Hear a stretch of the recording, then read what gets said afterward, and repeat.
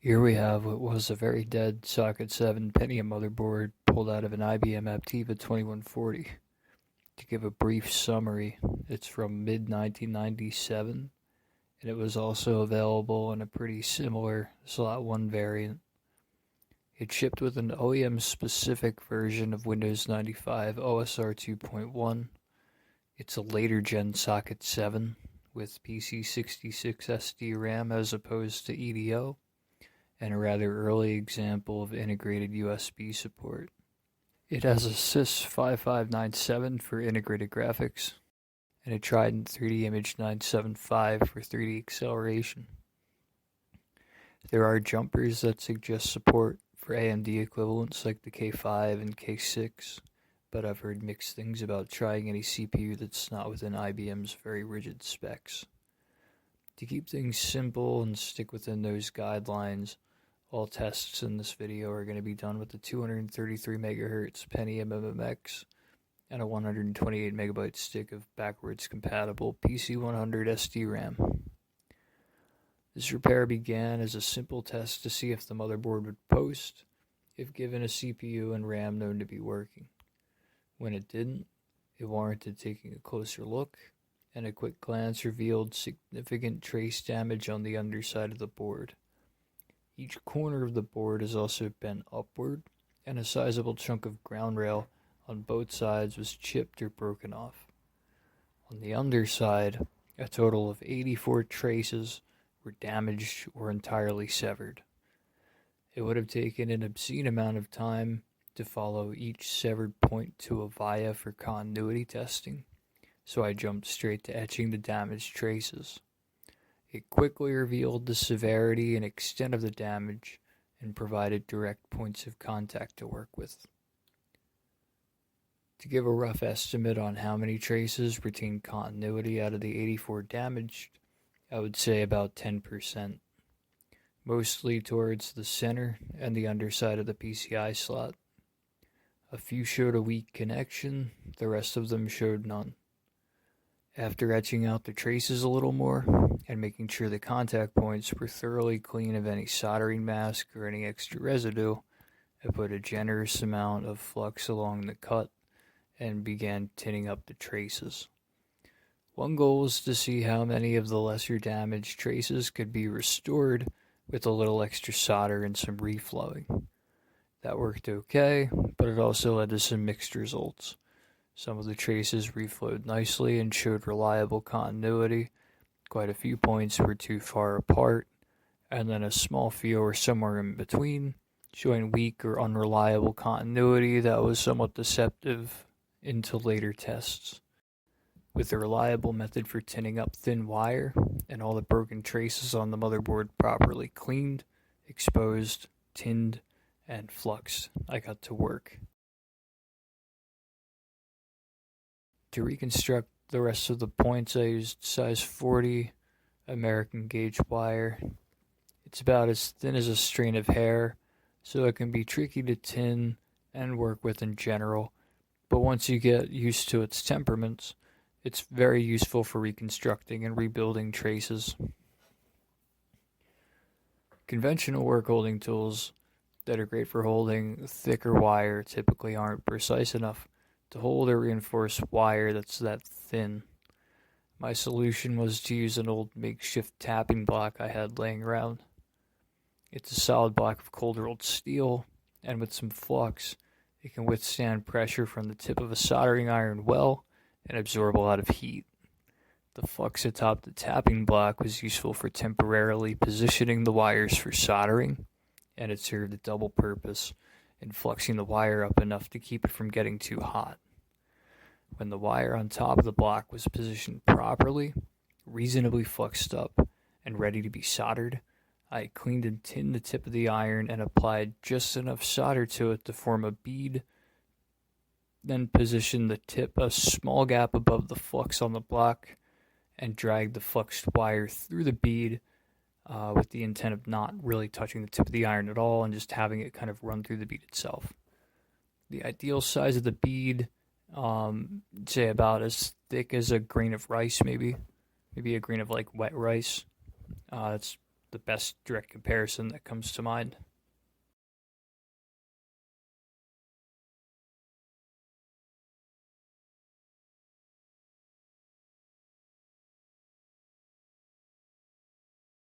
I started on the traces closest to the edge of the board, since they were more spaced apart and easier to work on one at a time. I figured that would be the best way to start and kind of get a feel for what works and what doesn't on this board. Afterwards, I shifted to the area underneath the PCI slot.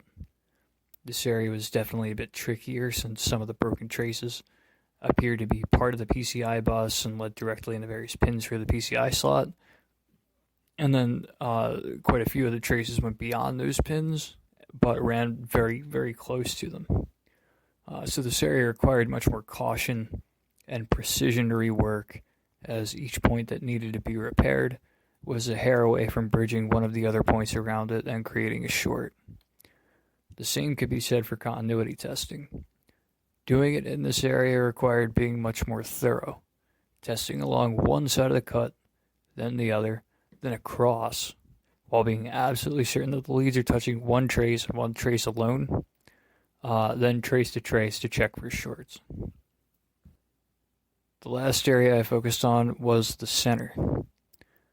This is by far the most difficult area of the board to rework. Each trace here is a hair apart. Each wire must also be a hair apart. If one has any slack at all, there's a good chance that it'll develop a light skew, and it's very, very easy for it to bridge in ways that are undesirable with adjacent wires. And once it's bridged, once it's bonded with another wire, because it's so thin, that makes it very difficult to separate.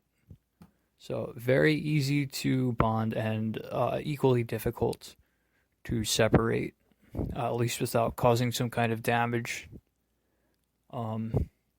Sometimes in attempting to separate the bond between two wires, you can also get a little too close to another trace you didn't want to touch at all and accidentally desolder it or push it out of place or bridge that one, and it can create several more very undesirable or even chaotic outcomes. This area took a lot of time and patience to get some semblance of reliable continuity from. I couldn't begin to count the number of times I soldered in a clean, straight wire, only to accidentally bridge it to the next wire I was soldering in. Same for the number of times I damaged both wires trying to separate them.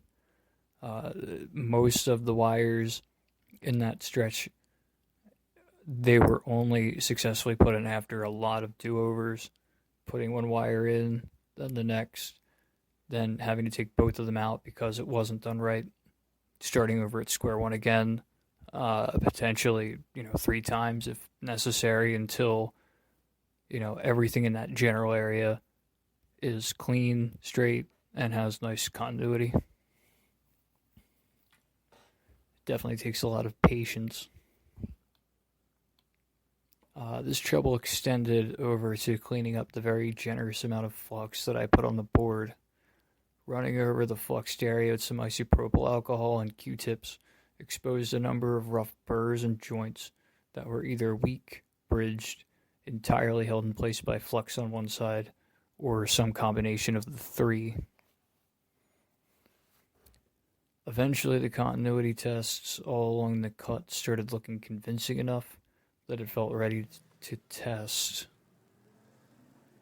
Despite the ground rail being rather damaged in the corners, it was showing continuity all throughout on both sides. I applied some Kapton tape to the damage area, flipped the board over, installed my RAM and my Pentium MMX, and started power cycling it a few times to see what would happen. One of the very first times I powered it up, the screen was black, but the numlock key on my keyboard lit up. That made me a little more hopeful, so I power cycled it several times over, and the results of that were very interesting. The keyboard was no longer lighting up, but I started getting it on-screen display. It was very, very corrupt, and clearly there was still something very wrong. More importantly, the BIOS splash screen showed up on one of those power cycles, and it correctly displayed the CPU info, the amount of RAM that was on the board, and the VRAM present.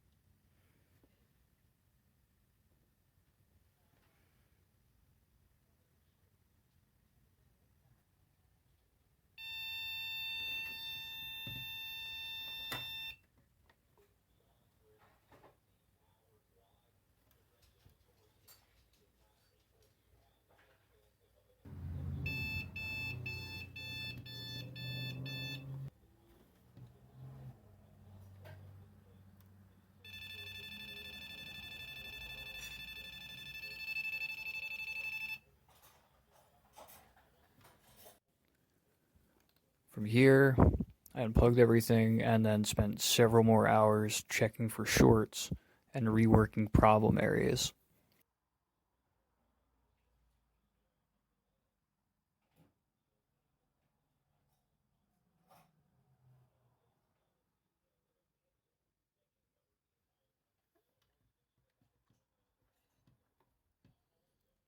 There were two particular points in that very dense area in the center of the damage that were bridging so easily with the wires around them that once I had every other wire in that area nice, clean, you know, with proper continuity and no bridges, I decided to just tape over it with Kapton and then etch out a little bit further away from the cuts for that last wire. And I ended up doing that in two spots. And that way it wasn't, fighting to try and bend a wire with less than a hair away to prevent shorts from happening. It just opens up a nice gap. And for those two difficult wires, a bodge solution was very useful. Then it's just a matter of soldering a wire from point to point on the trace and running it over top the Kapton once everything is insulated. So after poking around with a multimeter and doing spot work for long enough, I finally managed to get 100% confirmed proper continuity from that very dense and quite difficult area of the board to work with. So then I flipped it back over, put everything back in, and to my surprise, I went from getting a corrupt on-screen display to a black screen and no sign of posting whatsoever. I figured there was a decent chance that, in power cycling the board so many times when there was still very clearly shorts present that I fried something. But, it didn't really seem like I fried something. So I decided to do one last very thorough round of continuity checks. And doing this revealed quite a few connections in the area under the PCI slot that still had little to no continuity. Fortunately, they cleaned up really nice with some relatively minor reflowing and tinning.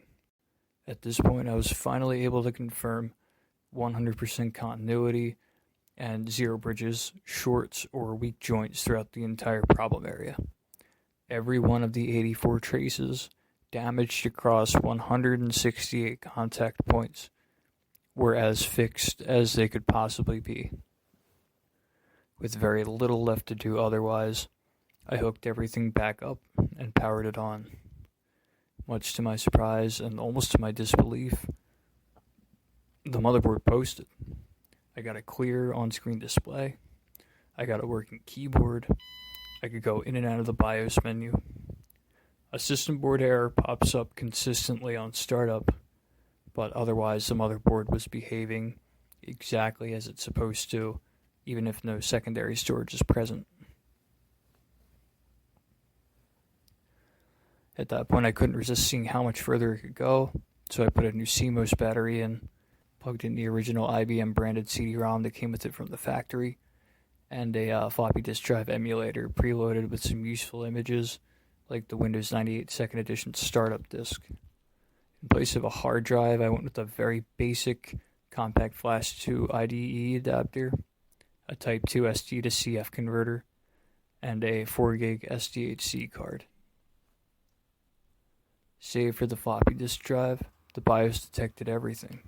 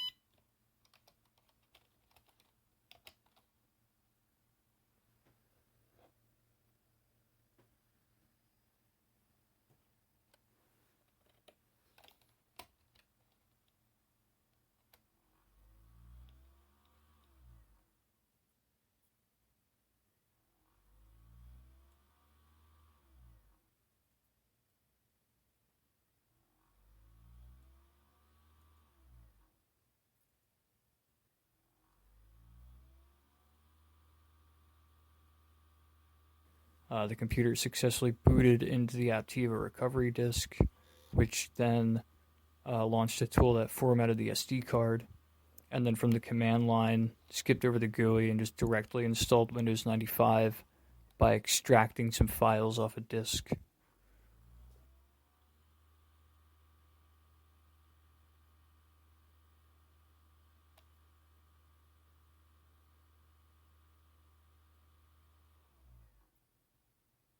The CD-ROM had some trouble during the first run, and it failed to copy a few integral files over, so I had to run the recovery a second time.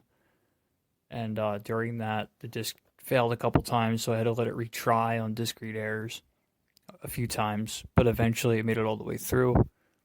After that recovery process was done, the system rebooted into Windows 95 and did a hardware configuration test. No unusual errors came up, and every onboard component that Windows 95 was scanning appeared to be working fine.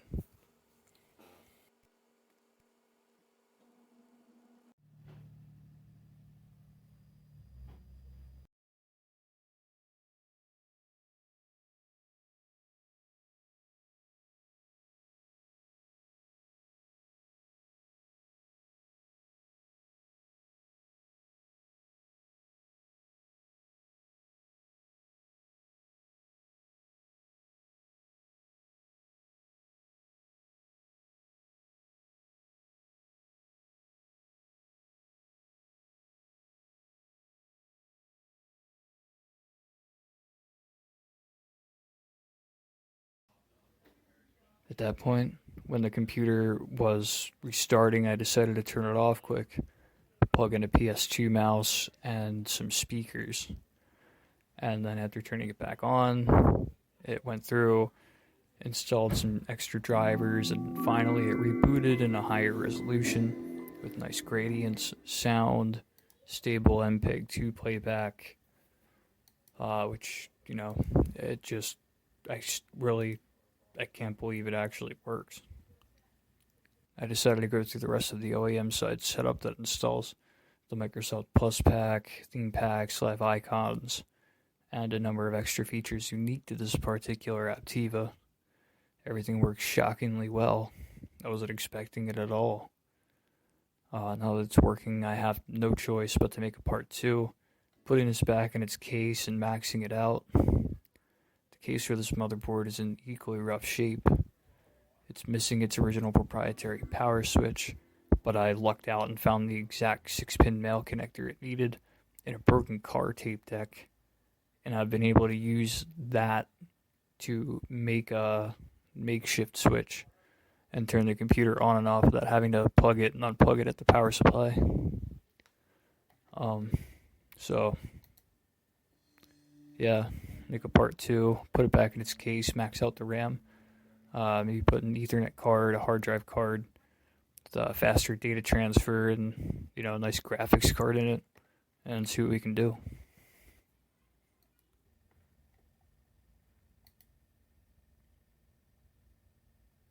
Success.